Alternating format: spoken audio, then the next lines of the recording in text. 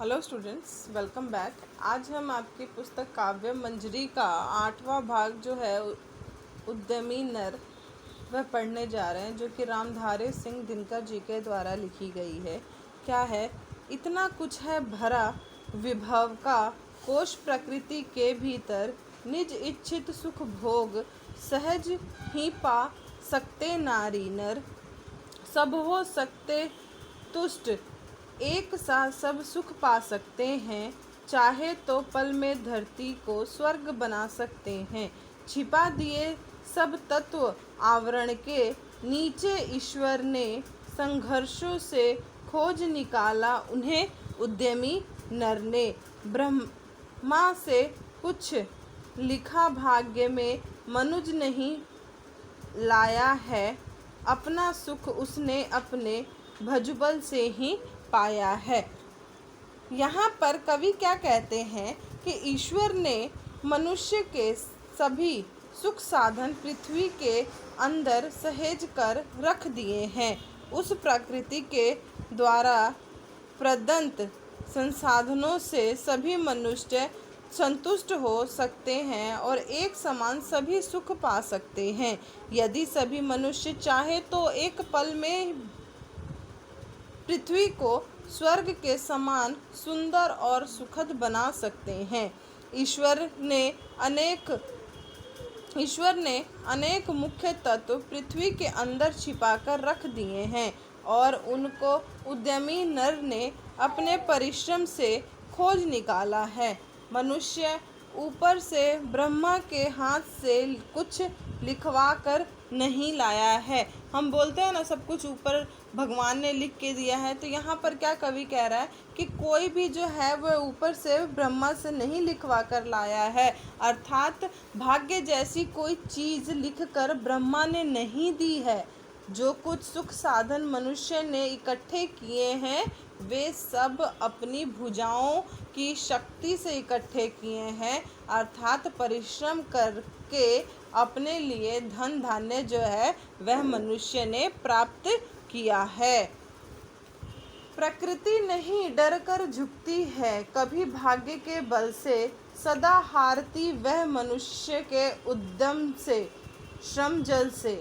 ब्रह्मा का अभिलेख पढ़ा करते निरुद्यमी प्राणी, धोते वीर कुआंक भाल का बहा भ्रुवों से पानी। भाग्यवाद आवरण पाप का और शास्त्र शोषण का, जिससे रखता दबा एक जन से भाग दूसरे जन का। पूछो किसी भाग्यवादी से यदि विधि अंक प्रबल है, पद पर क्यों देती न स्वयं वसुधा निज रतन उगल है। यहाँ पर कवि क्या कह रहा है?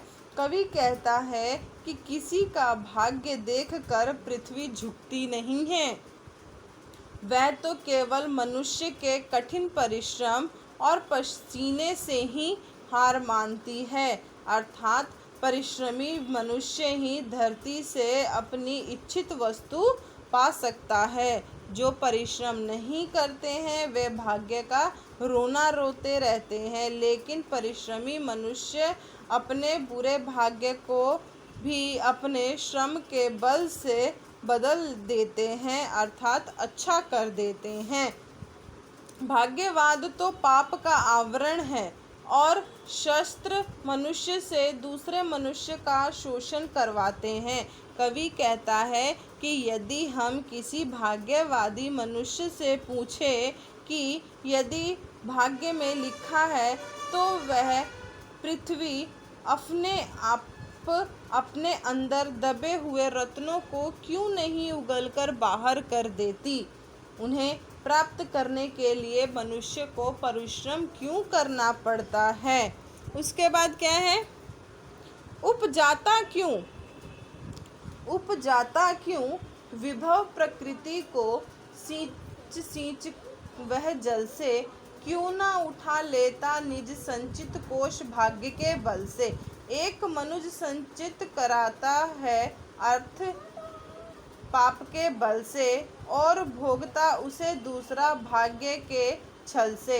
नर समाज का भाग्य एक है, वह श्रम वह भुजाबल है, जिसके सम्मुख झुकी हुई पृथ्वी विनीत नवतल है।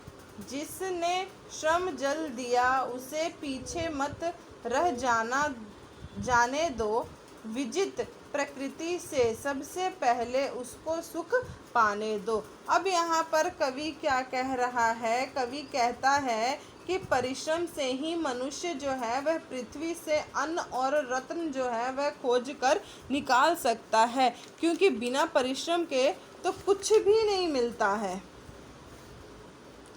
धरती को जल से सींचकर मनुष्य उससे धान्य प्राप्त कर सकता है, फसल प्राप्त कर सकता है। यदि भाग्य की प्रबलता होती तो वह बिना परिश्रम किए ही पृथ्वी से धन प्राप्त क्यों नहीं कर लेता है? जब मनुष्य पाप करके धन इकट्ठा करता है तो दूसरा मनुष्य अपने भाग्य के छल से उसे भोगता है।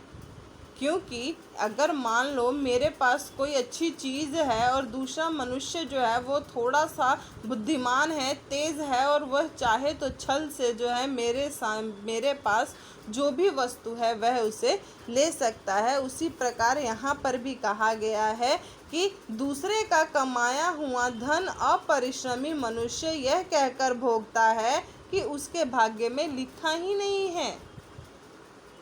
ऐसा कहना मात्र धोखा है। भाग्य से उसे कोई धन्य नहीं मिल सकता। मनुष्य के समाज का एक भाग्य सिर्फ उसका परिश्रम और भुजाओं की शक्ति है। परिश्रम के बल से ही पृथ्वी और आकाश पाताल झुकाए जा सकते हैं।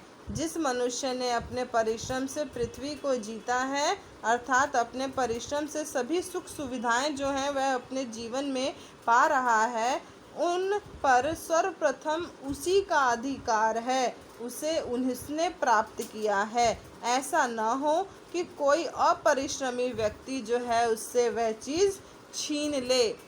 ये है रामधारी सिंह दिनकर जी के द्वारा लिखी गई कविता उद्यमी नर। उद्यमी नर का क्या है यहाँ पर कि अगर आप मेहनती हैं, परिश्रमी हैं, आपकी भुजाओं में शक्ति है, तो आप किसी भी चीज़ को पा सकते हो, किसी भी चीज़ को सोना बना सकते हो अपनी मेहनत से, अपने परिश्रम से।